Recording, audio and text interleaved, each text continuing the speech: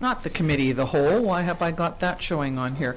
The regular town meeting of the City's Town Council, April the 1st, 2019. And I understand that that April Fool's Day is over at noon, so we're finished with that for the year, right? Yep. So first up, I would like the adoption of some minutes, please. The March 18th Committee of the Whole meeting and the regular open minutes of March the 18th. Could we please have somebody? Thank you very much. Councillor King, Councillor Bennett. Thank you. Business arising from prior minutes? No. Introduction of late items. We do have one, and that would be the grant and aid report. Okay, thank you. Could we have the agenda adopted as adjusted, please? Thank you. Councillor Rhodes, Councillor Bennett. All in favor? Thank you. And that will go in business 5? Yes. Thank you. Delegations, we don't have any today, or any water matters or any correspondence. Okay, we're on to bylaws, and our first bylaw is the road closure and removal of dedication. Ms. Van Vienen. Thank you. The Community Charter allows Council by bylaw to permanently close and remove highway dedication of all or part of a highway that is vested in the municipality. There is a need to move the Janko, and I'm corrected by the Mayor that that's Janko, not Genco lift station, from its current location to the area currently dedicated as road in Plan 29604, north end of Bayview Crescent, which leads to Oseas Lake but has not been developed as road. The existing Janko lift station is located in a utility easement behind Okanagan RV Center at 6010 Lakeshore Drive, with very restricted access to the facility, making repair work very difficult.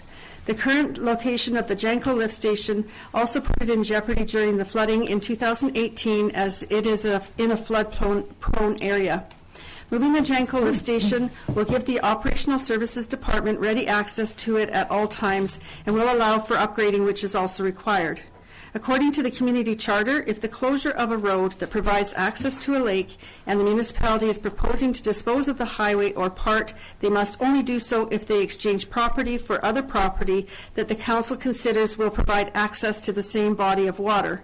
In this case, closing of the road is not preventing access to the lake, as the remainder of the closed road will be converted into park area and the road allowance has remained undeveloped. Since this road is within 800 meters of an arterial highway, Highway 3, approval from the Ministry of Transportation and Infrastructure is required. Before giving adoption to this bylaw, notice of the proposed road closure must also be given in 2 issues of the local newspaper, giving persons who consider they are affected by the bylaw to make representation to Council. Implications to the community: an upgraded sewer lift station. Organizationally, construction of the lift station, an RFP to be completed through the Operational Services Department. Budget $545,000 for the Genco lift station relocation project is included in the 5-year capital plan for 2020. No significant dates. Sustainability: ensuring infrastructure is updated and easily accessible for repair and maintenance. Options: 1, that Council give 3 readings to road closure and removal of dedication bylaw number 1350/2019, or 2, that road closure and removal of dedication bylaw number 1350/2019 be returned to staff for changes, or 3, that road closure and removal of dedication bylaw number 1350/2019 be abandoned, and staff recommend option 1. This is the first step in preparing the lot for the future construction of the Janko lift station. Thank you. Can I ask I'm looking at the map here that you've got the easement. If the lift station is taken off of that easement and put onto the part south where it says road to be closed, what happens to that piece of property, the easement? I'll let Ms. McKay answer that. Oh. Thank you, Miss Sue McCorduck. Yes. Forgot where I was for a brief moment there. Yes, we can dismiss that easement if we no longer require it. That's up to us because we're named in the easement. So once it's removed, once the lift station has been moved and the works are completed, we can remove the easement from the rear of that property. And then what happens to that property? Are those other lots around there? Can somebody build on that? No, that actually belongs to Sue's RV, I believe it is, RV. I believe that's Okay. the name of it. The property that fronts onto Lakeshore, that easement runs across that property, not on the properties that front the lake. What about the one beside it that says DL on it? Is that a dedicated, you don't, Sorry. is that a dedicated lane? no, or- that's DL just stands for district the- lot. Yeah, it goes with the Dis- 43 that's down below there, just spread out too far on the plan. Oh, Yeah. okay, all right, Yeah. thank you. So that easement is actually for the lift station. It's not to provide servicing to those to those properties in the RV park. Okay, Okay? thank you. So, go ahead, Councillor Rhodes. I'll move the staff recommended option number 1. Thank you. Is there a seconder for that? Councillor Bennett, thank you. Did anybody want to speak to that? Are we planning to do that? It says 2020, but so will it be done this year, or we're just getting in preparation and it may not be done until next year? The road closure we want to get done this year, so that for budgeting purposes, we can we can budget for the lift station next year. Good. Okay, thank you. So, all in favor of the motion? Thank you very much. All right, Mr. Zackel. Thank you, Bylaws, ma'am. East Lakeshore Drive Sewer and Water. Thank you, Mayor McCordoff. So before council is East Lakeshore Sewer Water Parcel Sewer Parcel Tax Bylaw 1182 and East Lakeshore Water Parcel Tax Bylaw 1183 that were established for a specified area on Lakeshore Drive in 2002.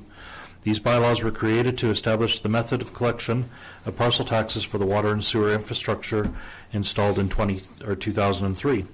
Collection of parcel taxes for the specified area began in 2004 and will be fully paid for in 2023.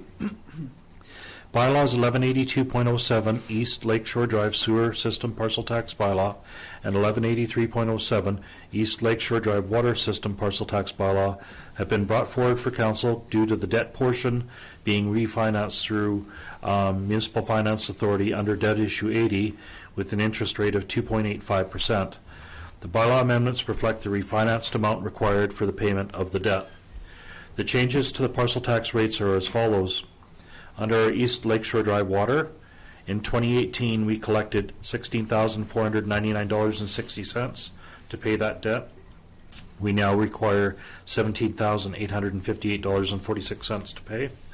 And under East Lakeshore Drive Sewer, in 2018 we paid $29,750.43. And now 2019 rate is $32,191.19. So implications under community is ensures the amount due for the debt portion of the Southeast Sector Water and Sewer Project are collected from the benefiting property owners. Under budget, no changes to the financial plan are required. Significant dates, bylaw needs to be adopted no later than May 15th, 2019. Options before council to give first 3 readings to East Lakeshore Drive Sewer System Parcel Tax Bylaw 1182.07 2019. Option 2 to give first 3 readings to East Lakeshore Drive Water Parcel Tax Bylaw 1183.07 2019. And option 3 to not make any changes to the existing bylaw. Recommendations before council is 2 separate resolutions are required. The property owners from the specified area pay for this debt servicing. Approving these bylaw amendments allows the municipality to collect the correct amount back from them. So the first resolution would be option number 1, and then the second resolution would be option number 2. Thank you very much. Councillor King. Thank you, Madam Mayor. Move option number 1 to give first 3 readings to East Shore Drive Sewer Parcel Tax Bylaw 1182.07 2019. Thank you very much. Is there, Councillor Rhodes is seconding that. Anybody concerned about that? I thought it was interesting to point out that this is only the property owners that are involved in this pay for this. It doesn't affect anybody else. Good, thank you. So, can I ask for a vote on option number 1, please? Thank you. That's passed. Now we need another option, option number 2. Good, thank you. Councillor Harvey has moved option number 2. Is there a, thank you, Councillor Rhodes seconding that. So this is for the water parcel rather than the sewer. All in favor? Thank you very much. Those are passed. And next is the museum parcel tax amendment bylaw. Thank you, Mayor McCordoff. So before council is Museum Parcel Tax Amendment Bylaw 1300.04 2019. In 2011, the Regional District of Okanagan-Similkameen adopted the Osiris Museum Service Establishment Bylaw 2553 for the electoral area A and the town of Osiris, which received elector assent on the 5th of June 2011. The referendum in 2011 stated that the annual cost would be allocated as a flat charge to all properties in the electoral area A and town of Osiris. This bylaw was established to enable the purchase of the future museum property currently occupied by Osiris home builders. This bylaw amendment received first three readings at the March 18th regular open meeting of council.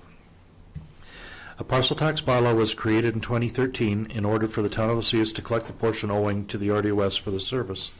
The RDOS requisitions the town annually and establishes the parcel tax rate to be charged.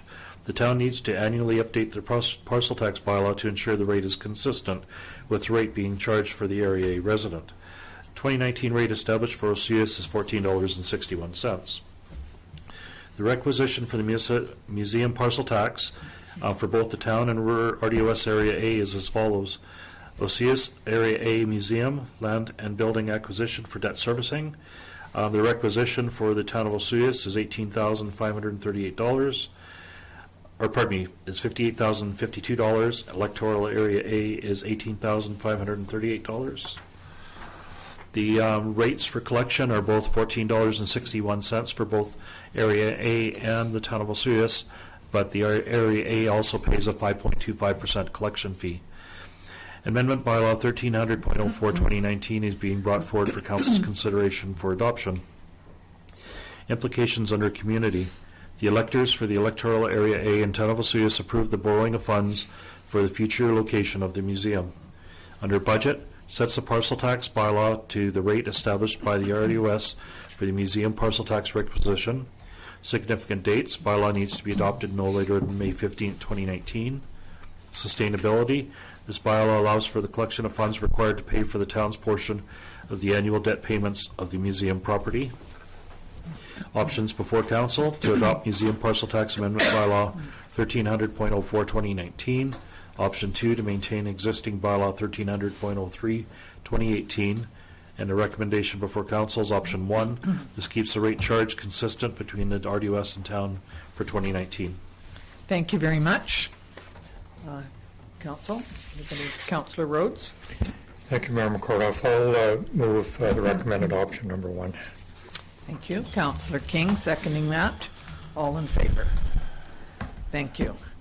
Interesting that it'll be paid off, did you say in 2023, was it? Did I read in here? Not this one.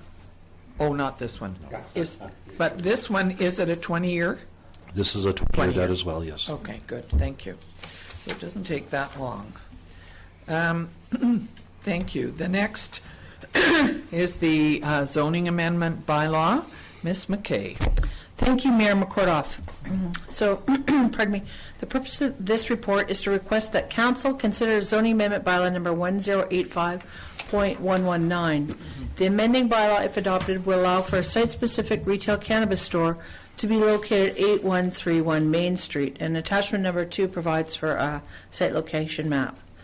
The Liquor License and Cannabis Regulation Branch of the Province of British Columbia will not issue a private retail license without local government approval. The provincial licensing program, coupled with site-specific zoning provision, will allow for a one-step process for consideration of cannabis sales in the town.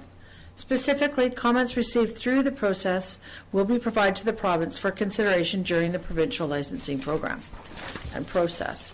The LCRB has produced the Cannabis Retail Store License and Terms Conditions, a handbook for the sale of non-medical cannabis in British Columbia, as a guide for retail store license holders. The handbook sets out a number of conditions of retail licensing. The handbook addresses specifically issues with respect to service training, store layout, security, and display of goods. These items are not therefore discussed in this report, and there's a link on our website to that production if somebody's looking for it. So, site context and proposal. The applicant is proposing to open a retail cannabis store at 8131 Main Street. This property has had a variety of tenants or sat vacant on and off over the last several years. And again, there's a picture of the proposed cannabis location. Zoning bylaw. The text amendment is required as retail cannabis sales is not a permitted use within the town of Vesuvius. At their October 15, 2018 meeting, Council adopted zoning amendment bylaw number 1085.109, which added the following to the section to the zoning bylaw, section 4.22. Council may approve a rezoning application for cannabis sales as a site-specific permitted use in the C1, C2, and C3 zones, with consideration of policy PLA-019 and any additional information council deems appropriate, including all or some of the requirements through the provincial licensing process. Accordingly, the applicant has submitted an application to rezone the property located at 8131 Main Street, which is within the C1 or the downtown commercial zone. With respect to the official community plan, as per section 10.4 of the OCP, Vesuvius has been fortunate to maintain its traditional downtown Main Street. It's a major attraction for residents and tourists alike.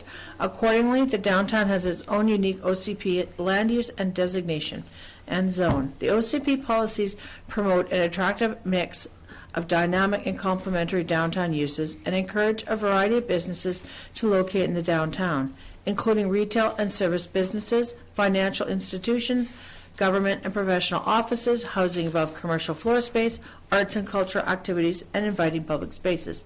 Additional policies seek to retain and promote businesses to locate in the downtown area and discourage outward migration of businesses to other areas. The proposed use of this property for a retail cannabis store is considered to be in conformance with the official community plan. With respect to policy PLA-019, Council adopted that policy at their September 4th, 2018 meeting, and the policy itself looks at site-specific rezoning considerations, and it is attached to this report for your reference. The intent of the policy is to ensure that all rezoning proposals are reviewed based on the same criteria. As per policy PLA-019, the subject property provides for some parking at the rear of the building, as indicated in the photo. Staff parking is available at the Town of Vesuvius day-use parking lot at the corner of 74th Avenue and 87th Street. Additional on-street parking is available on Main Street and 72nd Avenue, as it is for customers of other businesses in the area. So the rationale for recommendation, staff is of the opinion that this location is suitable for the proposed use and will enable a new business to be established in the Town of Vesuvius. Implications to the community: to promote an attractive mix of complementary commercial uses to benefit the community and provide service year-round and support continued commercial growth within a limited land supply. Organizationally, the rezoning process requires a public hearing.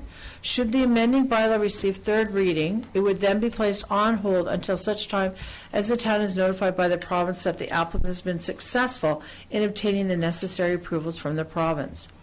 A development permit for form and character will be required if changes are made to the exterior of the building. There are no impacts to the budget associated with this report. Staff are proposing a public hearing date of May 6, 2019 at 4 p.m. With respect to sustainability, town policy for commercial growth includes avoiding sprawl development. Now there's 4 options before council. The first is in 2 parts. Number 1A, council grants first and second reading to zoning amendment bylaw number 1085, and 1B, council sets a public hearing date of May 6th. Option 2, council rejects the zoning amendment bylaw. Option 3, council requests additional information before proceeding. Option 4, council recommends any other actions deemed appropriate, and staff are recommending option 1. Thank you, Mayor McCordoff. Thank you very much. Council, what's your pleasure on this one? Councillor King? Do we have to give 2 separate motions or just Yes. one? 2. 2 of them. I'll move option 1A, council grants first and second reading of zoning bylaw 1085.19 to 19. Somebody going to second that?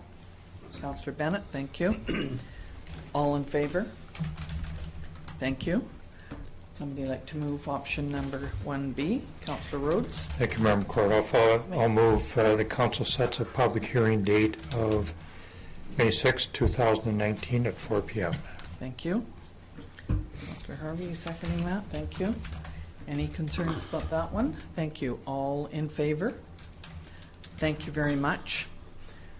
Ms. McKay, would you like to further explain? This is the fifth one that we have seen, and could you, and we're certainly getting better at understanding the report that you give. Can you tell us how we proceed with this? Right. I'm sure there are people that are going to be concerned that there are 5 in the mix at the moment. Is there anything you could add to that? Thank you, Mayor McCordoff. I appreciate the opportunity to provide additional information to council and to our residents alike. So we do have 5, I guess, in the queue, so to speak, right now, and all 5 would be held at third reading. And that I say 5, but that only under the condition that council grants the one on Spartan Drive third reading, because that one's still at second reading right now. So what would happen is they all sit there until the province informs us that they're done the due diligence and that they're ready to issue a permit, at which time a license, pardon me, from the province, at which time I would then advise council and bring back the bylaw for fourth reading, and then we could issue a business license.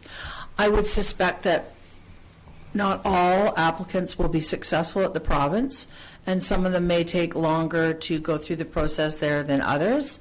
I think since we've got 5 applications in now, I think it may be fair to say that I could advise that we are holding off on accepting any additional applications until we see where these go. That being said, the people still have an opportunity to make application. So I think it might be wise of us to play them out, the ones that we've received, and see where we go from there. Thank you. Can I ask, what is it that we know that the province is looking for the fact that we have approved that Right. we've had a public hearing? Why would some be acceptable and some not from the province's point of view? Okay, so there's basically 3 different processes that they go through at the province. There's one which is, of course, a back criminal check, a police check, if you were, in simpler terms. There's also a financial check, and then there's what they call sort of their fit and proper. They kind of couple the whole thing into a fit and proper. And then once they advise us that they've got that they've passed their fit and proper, then I would bring it forward to council for a fourth reading. So the province has indicated that they've accepted our process as community consultation, given the fact that we went through so many discussions before we got to the point where we amended our zoning bylaw to allow for the rezoning proposals to be accepted. And then we did a policy, and now we're doing a public hearing for each individual one. They're considering that more than enough adequate public consultation. So the next steps at the province are just to pass, to go through their process.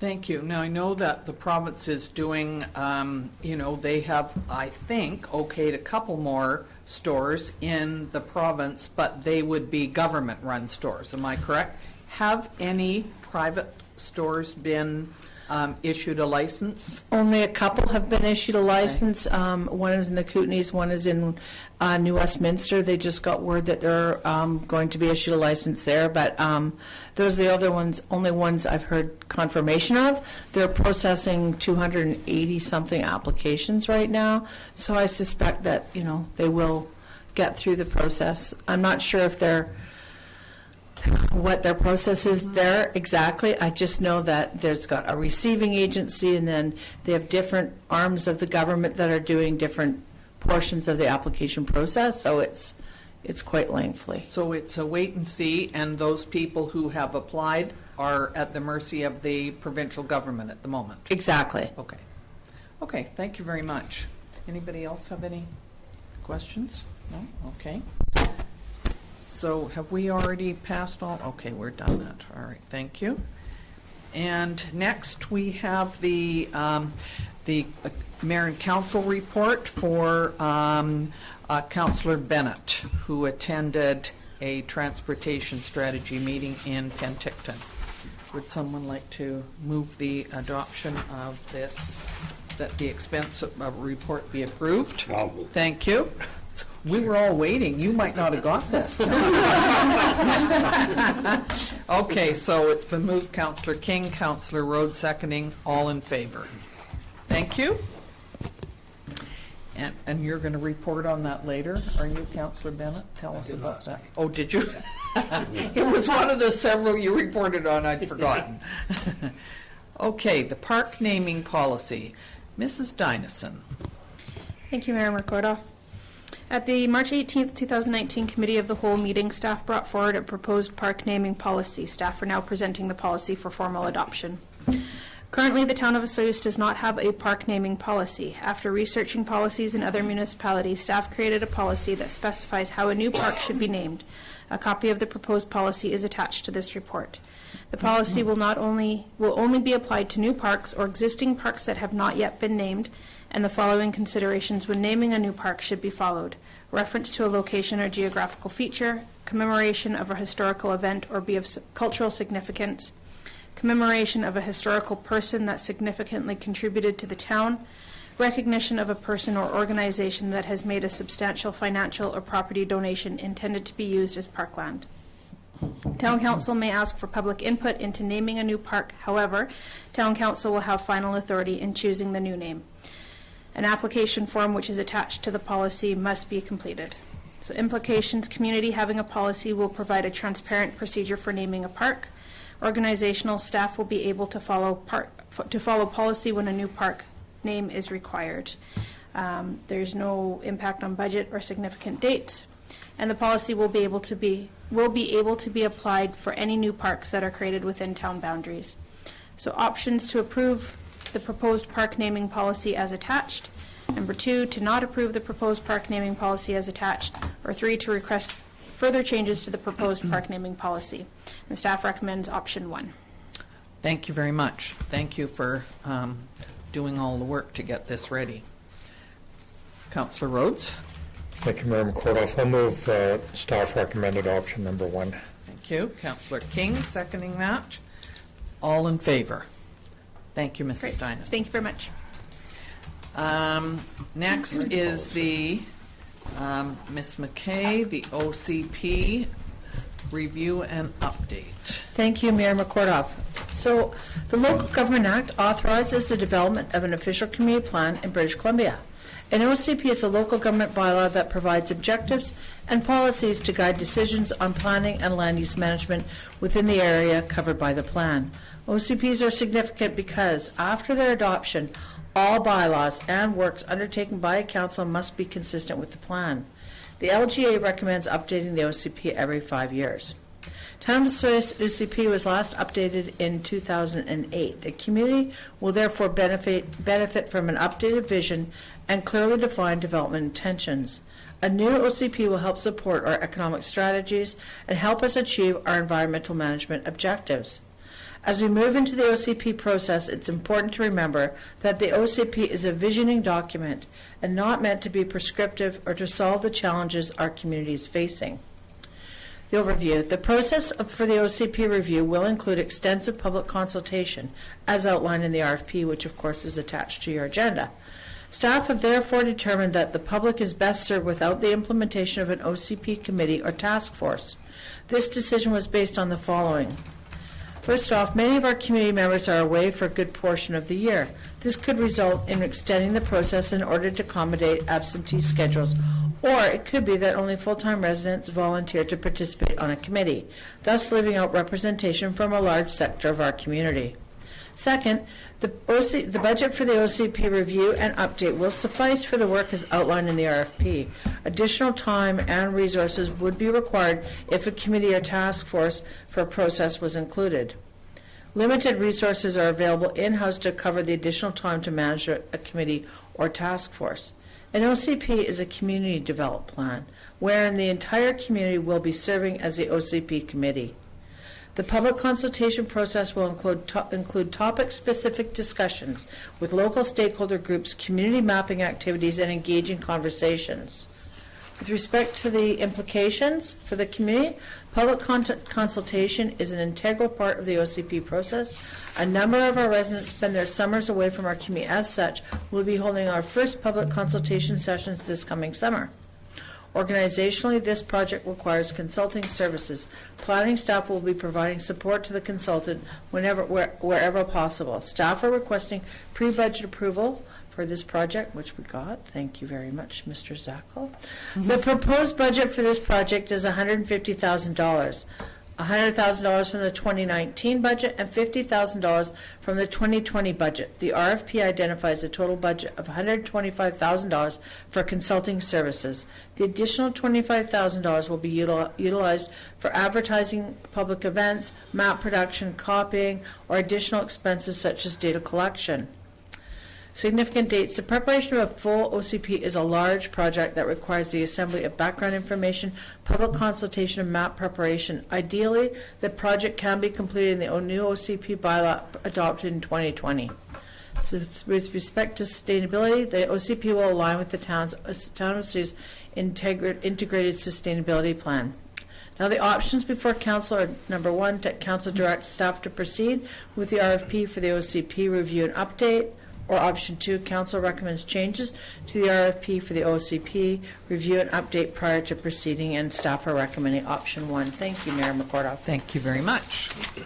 Sounds like a great thing that you've organized. Councillor Bennett. I would move we go with option one as recommended. Thank you. Is there someone who would like to second that? Councillor Rhodes.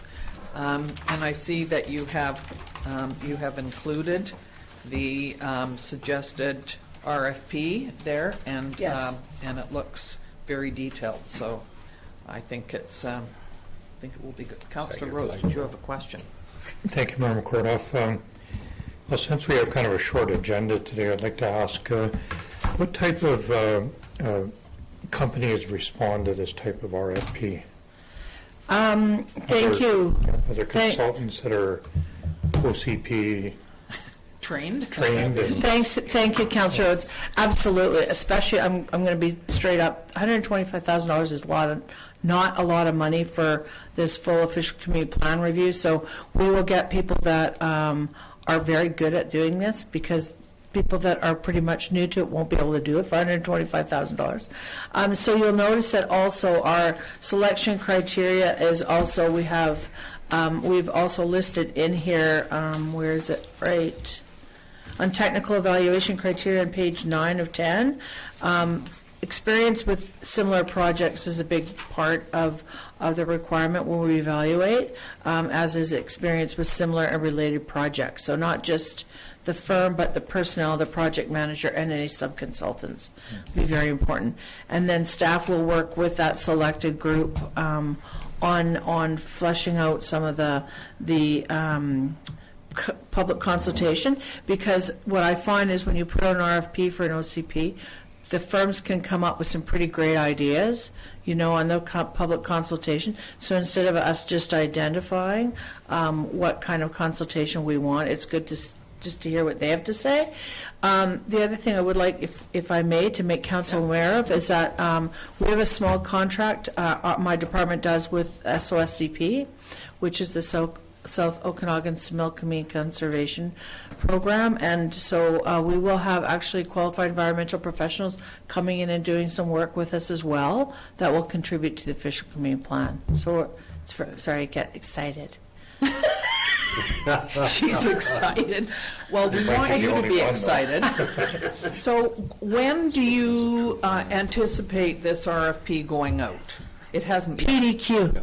Oh, as soon as we say yes, you're going to do it. Okay. And you're going to start as soon as you're giving them a month or something to respond, and Right. You'll choose The closing date is April 22nd. Okay. Right. So then we hopefully start in the summertime to get. We'll start in May. Okay. Yeah, we'll start in May, and then we'll start public consultation in June, but there's quite a bit of background information that needs to be assembled, but, we're in pretty good shape. We've got we've done quite a bit of work here. You'll notice that in the RFP, I actually identify a lot of the background information that's currently available, so we're in good shape. And the other thing is that the regional district, RDOS, has agreed that Area A is going to be the next one to have an RFP or an OCP review done. And last time in 2008, they were done in conjunction as well. So that's a good thing. You bet. Okay, thank you very much. Did we vote on that? Could we just get you to confirm that you voted on that? No, we didn't. No. They did. Yeah. We're having the debate over here. No. That So yeah, could you take the vote? we have, all right. So all in favor? Thank you. Thank you. I know we had a question first. That's why we didn't take the vote. Okay. Next is the thank you, Miss McKay. So Thank you. I'm glad you're so excited about all these things. I don't know where you get your energy from, but we appreciate it. The next is the flag policy, Mrs. Hilson. Yeah. Okay, so background information. At the March 18th, 2019 Committee of the Whole meeting, the flag policy was brought to Council for their review and input. Staff are now bringing the policy forward for Council's consideration and adoption. Flag policy CCL 004 will replace the current flag lowering policy PW 004, which does not meet the standards provided by the federal and provincial government.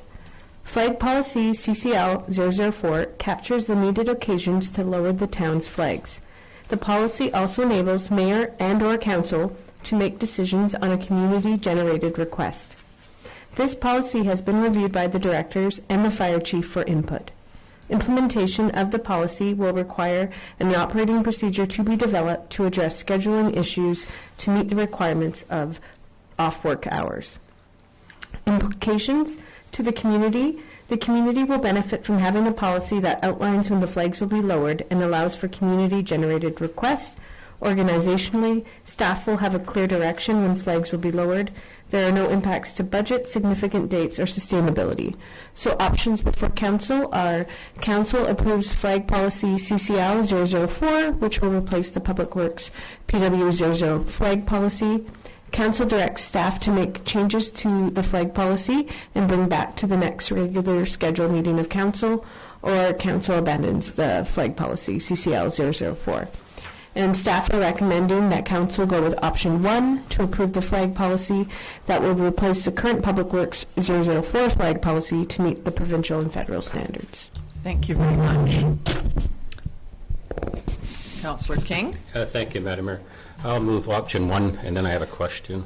No problem. And seconded, Councillor Rhodes. Go ahead with your question. If this gets passed, is there a certain length of time the flag has to be lowered from 8 till 9, or all day, or 2 days? Or it doesn't really say, I don't believe. It just says it has to be lowered. It says, like, when flags are lowered to honor death, flags shall remain at half-mast from the time of death until the evening of the day of the funeral or memorial service, or until the mourning period is declared over. Not a death. Okay. But what if it's not a death, it's just a special day? Same thing? Okay, thank you. Yeah, it'd be the next calendar day. Okay, thank you. Okay, thank you. All in favor of the motion? Thank you very much. And next we have no notice of motion. Oh, no. Oh, sorry, community service grants. I apologize. Who's going to do that? I can do that. Thank you. So the Community Service Grant Program was brought forward to the CAL meeting this morning, and it was recommended to be brought forward for the regular meeting council now. So staff reviewed the grant applications with Councillor Bennett and Councillor King, received over 25 applications and over $100,000 in grant requests. The spreadsheet is attached with the recommendations for council. Committee reviewed all the applications and shortlisted the requests that fit the criteria. The amount of funding available for the year was allocated at $65,000. As part of the funding, $2,000 was allocated for individuals and teams who compete at the provincial level or higher. The policy states that grants can be approved for special events, facility rentals, tax requirements, special projects, and insurance expenses. The applicants must be non-profit in nature and be providing a service to the residents of Osius. Even though we could not fund all the applications, we have made recommendations to share the funding accordingly. The goal was to provide funding to as many applicants as possible. So the options before council, for council to review and approve. Okay, so for council to, I'm going to just pass this on to council now for their adoption. Option 1 is to approve the recommendations from Councillor Bennett and Councillor King as presented on the financials, the sheet, or option 2 to make further amendments to that, or option 3 to defer. Okay. Councillor King. I'll make a motion that we approve what's been presented in the community grant process. So option 1, that would be. Councillor Bennett, you seconding that? All right. Any questions, concerns about this?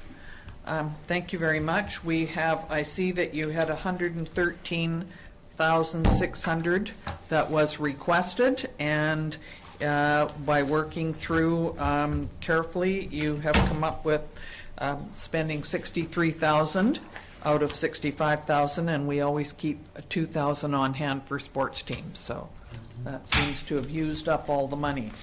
Thank you very much. So we've had it moved and seconded. All in favor? Against? No. Thank you very much. And next we don't have a notice of motion. No notice of motion. Okay.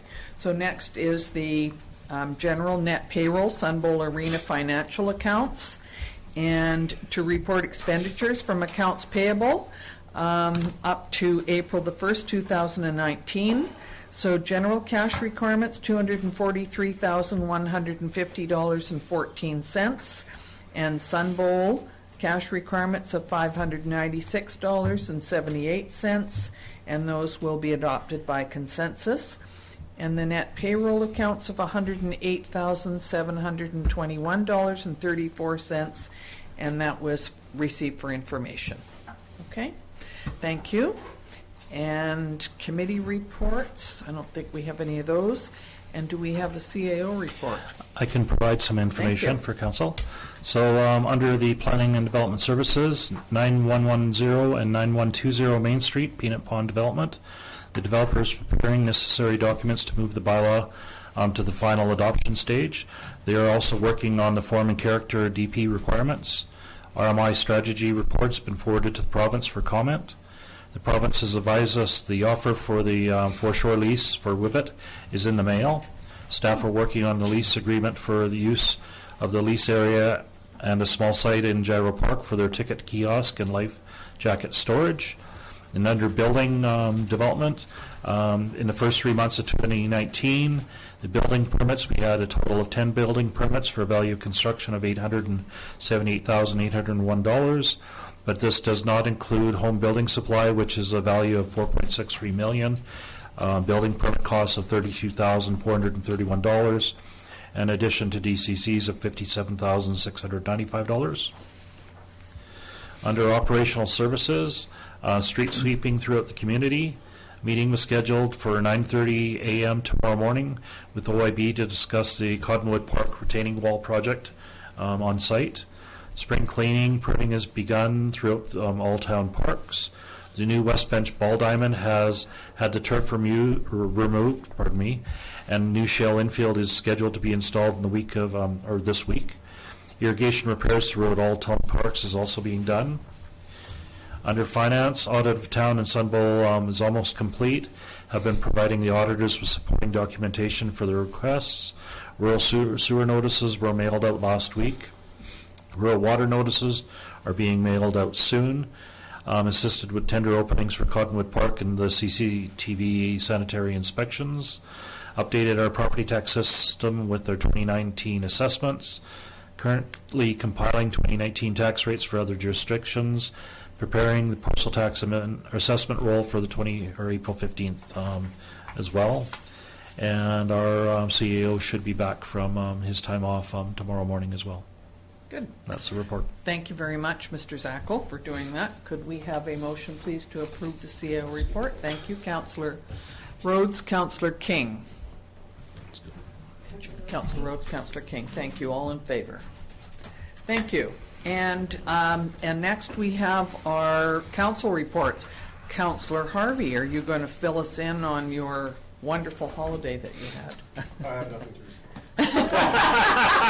He obviously had a good time and doesn't want to tell us about it. Councillor Rhodes. Thank you, Mayor McCordoff. Just one committee meeting to report. The West Bench Dog Park Committee met on March 27th, and everything I was going to say just disappeared off of here. So. Yeah, I'm not sure what happened. We had a good meeting. All the participants were at the meeting. We spent the biggest portion of the meeting reviewing where we're at and how things have been moving forward with it. Everything seems to be fine. We were really, really pleasantly surprised about how well the grass grew and how fast it grew. A lot of the users have been using that park area right now. We had a little bit of a setback with winter with all of the snow and everything because there are some slopes up there, and there was some reports of not being able to use a certain portion of it. We also went over the budget figures, and I'm happy to let everyone know that we were well under budget. We're in a surplus position of about $38,000 roughly right now. That may be reduced somewhat because the total budget that we had also included the development of the new baseball diamonds. And I'm looking at Mr. Zacco, hoping that I'm getting everything right. Yep. And that portion of that plan is not quite done yet, but almost, so we'll see how that comes out. We should not go over budget, and I think we're going to have a little bit of a surplus. We will be updating all of the signage that's up there. We actually spent a fair amount of time talking about the signage at the park. The consensus was that the signage that we had up there prior to this was too lengthy and too complicated, and most people didn't read it. So we're going to provide a link to our website with all the rules and regulations of using the park, and then identify that link at the park from now on. We also have talked considerably about expanding the dog park into what we call a temporary dog park that everybody's been using while the new one has been developed. We'll be meeting in about 2 weeks to rediscuss how we decided to take a couple of weeks and just come up with some thoughts on that. And we are going to look very seriously at some dog agility areas in that particular park to see if we can soften up the slope a little bit and maybe, add a few features in there to make it a little bit easier for people to use it. The overall consensus over the winter, great park. Everybody seems to like it. The most common complaint is people that don't pick up after their dogs. Most of the users are addressing that, through an initiative on their own to try and make sure that people pick up after themselves. The new washroom has been ordered. We're not exactly sure the exact delivery date. I think it's somewhere around the middle of May. And we talked briefly about where that would be located at the dog park. The washroom facility will be there for the tennis courts, pickleball users, dog park, and the baseball diamond. So we were trying to strategically place it somewhere down there. But that's one of the other topics that we'll be going over at our next meeting in a couple of weeks. Good. Yeah. Thank you very much. That sounds like it's well on its way, so that's good. And Doctor. I'm moving on. I don't. No, you're not. We're moving you back down. Dr. Myers? Councillor King. Thank you, Madam Mayor. I met with Councillor Bennett and myself and town staff to review the community and aid grants. It was a long process. I think we did a fairly good job, and that's what I want to report. Good. Thank you. Thank you for doing that, because it was a bit confusing. You had a lot of people requesting money. Councillor Bennett. I attended the same meeting with Councillor King, and basically I have a meeting tonight at 5:30 till 7:30 with the hospital, topic of mental health, substance use. So that's a new committee. So next time I'll be able to report back of what exactly we're doing. Good. Thank you very much for doing that. And we decided you were away, and we looked at it. We thought, gee, maybe we're going to put Councillor Harvey on that committee. without your say-so, but anyway, we didn't. So Councillor Bennett volunteered I'm to do it. temporarily filling in for you. You're the alternative. It's not over yet. I'll be paying at some point in the future, I suppose. Yeah, Yeah, there's no doubt. absolutely. Okay, so I just had one thing that I have been thinking of, because everything else has been reported, and I did report this morning with Ms. Van Vienen on water issues and lake levels.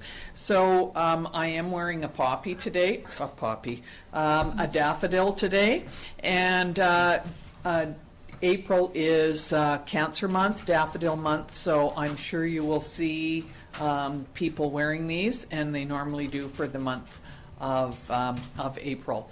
So I just want everybody to be happy that we have summer weather or spring weather. We don't want it to get too hot too quickly, but because it's still in front of my house, there's little bits of ice out there. So it's I'm sure it'll be gone today, but that's a bit late, I think. We used to do, I think it was the Lions Club did they sold tickets on when people thought that the ice would leave the lake, but they haven't. The Lions Club is no longer, so I'm not sure. Might be a good thing for somebody to do. Would one of the groups in town, Rotary?